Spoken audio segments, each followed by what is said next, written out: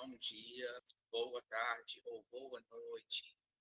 Eu me chamo Maurício Pereira Barros, atualmente moro em Petrolina, Pernambuco, e já dizer que é uma grande honra e satisfação poder estar fazendo parte, né, da 12ª Jornada Virtual Internacional em Pesquisa Científica, em Porto, Portugal.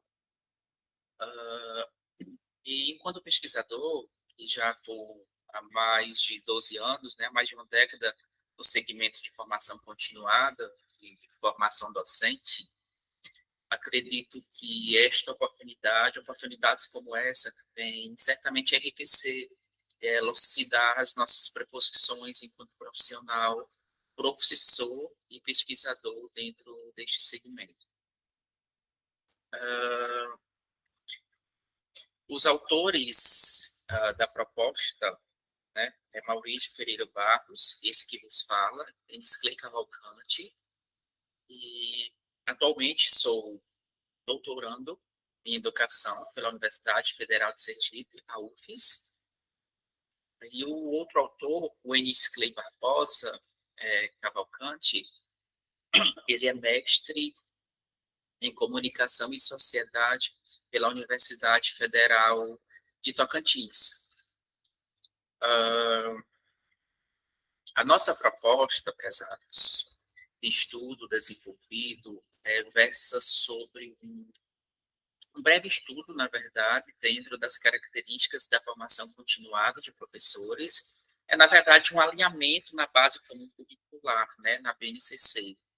Então, o artigo ele tem natureza teórica, tá, com o objetivo de investigar quais são as características da formação continuada no âmbito da implementação da BNCC, tá? Que são manifestadas nos documentos oficiais, e, nesse caso, as resoluções do Conselho Nacional de Educação, né, concernente à BNCC, e a formação de professores no contexto da sua implementação.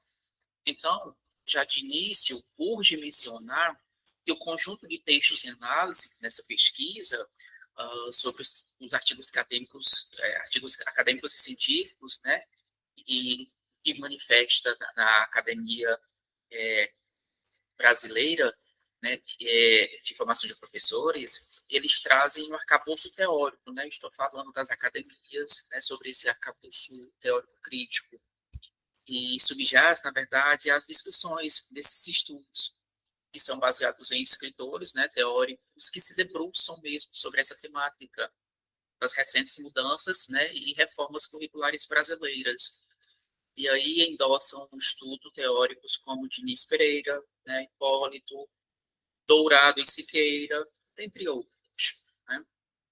Então, esses estudiosos, prezados, eles apresentam as concepções e a racionalidade que compõem as políticas educacionais de formação de professores na atualidade, né? E ampliam uma perspectiva quanto à formação e à atuação docente, né? Para além do que esses documentos deixam apresentar.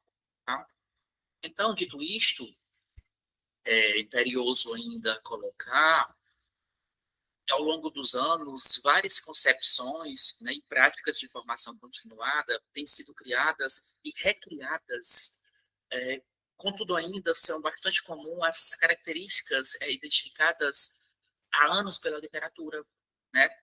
E aí, entrelado a esta fala, aos fins de formação, figuram também as críticas em relação às recentes políticas na formação política, né, que são emergentes no âmbito da implementação da Base Nacional Comum Curricular, né, de 2017.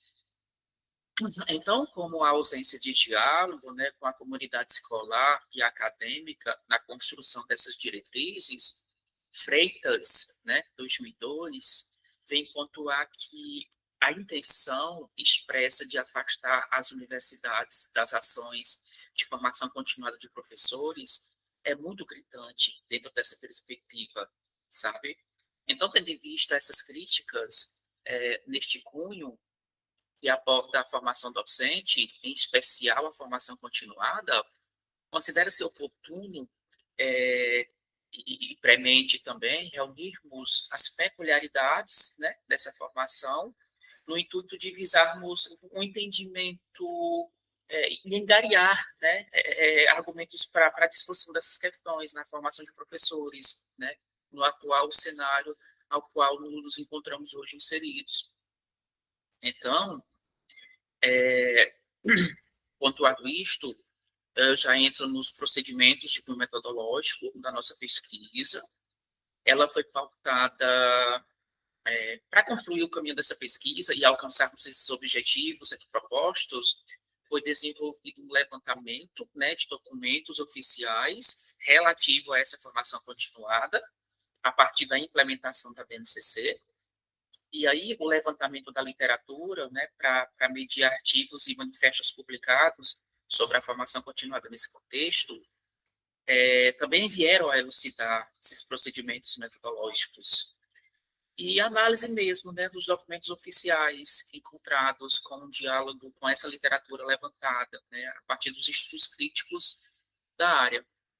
Então, também foi realizado um levantamento de manifestos que abordam a formação continuada através de consultas, né, sobre as páginas oficiais da associação, como a ANPED, né, a ANFOP, entre outros.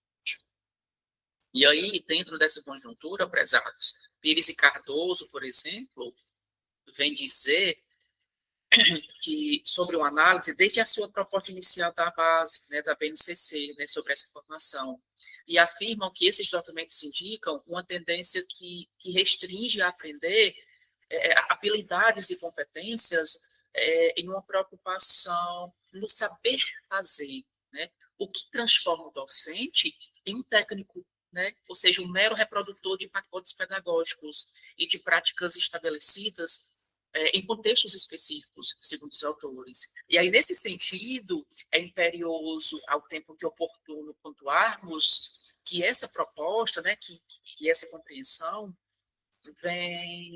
elas minimizam, né, a relevância da formação teórico-reflexiva, né, na concepção docente, certo?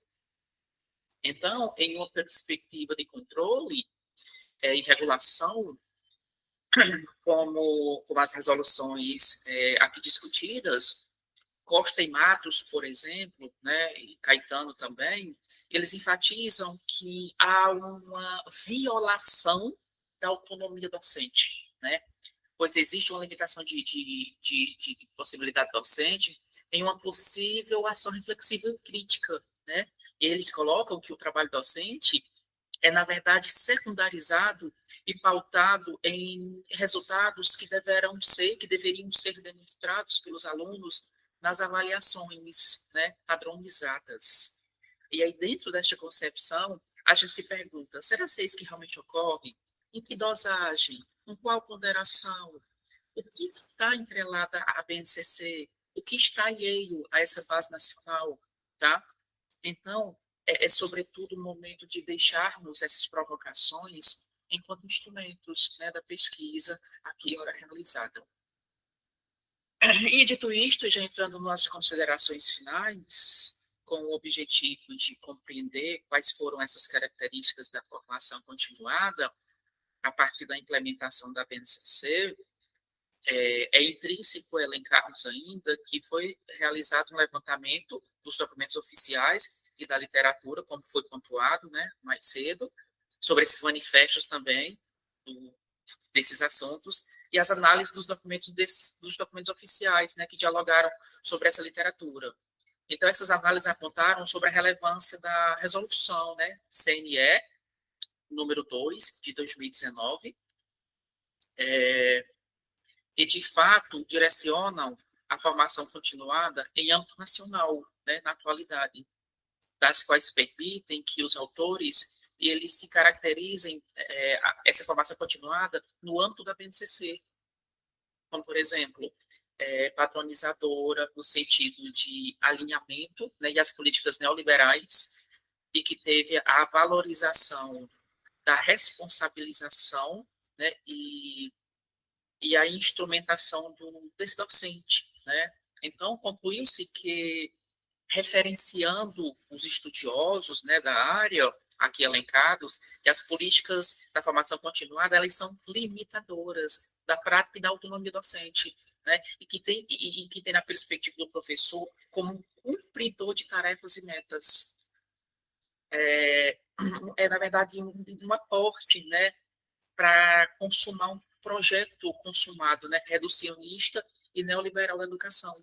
Então, prezados, deste modo, ficou-se notório com a pesquisa um movimento de retrocesso, né, e de desconsideração das propostas de formação continuada há anos apresentados aqui na literatura educacional, tá? Visto que se distancia do isolamento, né, e da responsabilização do professor, né, e vem em direção às práticas coletivas para o desenvolvimento profissional, né, e a ressignificação dessa compreensão, né, acerca do seu objeto, ou seja, o ensino e o seu lugar de trabalho, né, que no caso é a escola, né, institucionalizada. Então, só para concretizar, nesse sentido, foi possível refletirmos, né, conseguimos refletir, na verdade, juntamente com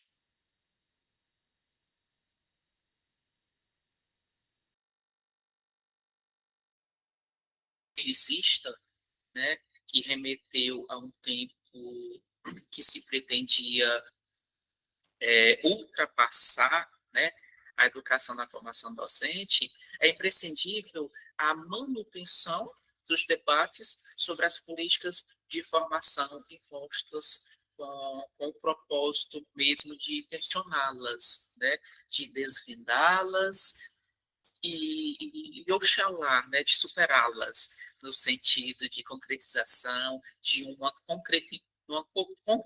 né, concretude e uma concatenação mais ideológica, né, e difusora de conhecimento dentro dessa perspectiva de formação aliada, né, e entrelada à base nacional comum curricular.